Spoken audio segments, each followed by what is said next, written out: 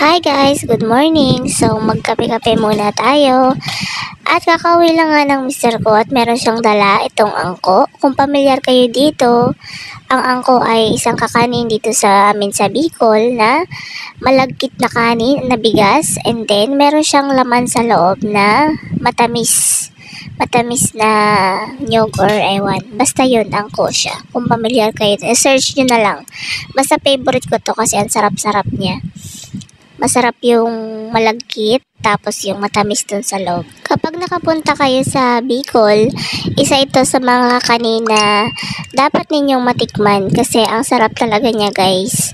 Kapag merong mga tao na galing sa ibang bansa tapos umuwi sila ng probinsya, isa ang mga kakanin sa mga tinitikman nila kasi lalo na kapag taga dito sa Bicol kasi hindi naman lahat ng tao dito sa Pilipinas alam yung ganitong kakanin. So ayan, masarap kasi talaga siya guys. Tapos perfect na partner pa siya sa kape, kaya talagang perfect sa almusal to.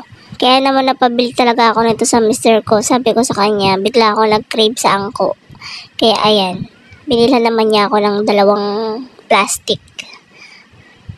Sobrang ini-enjoy ko yung pagkain ko dito. Kasi ang sarap niya kapag ninunguya kasi nga, di ba balagkit siya, so parang chewy or gooey siya, ayun.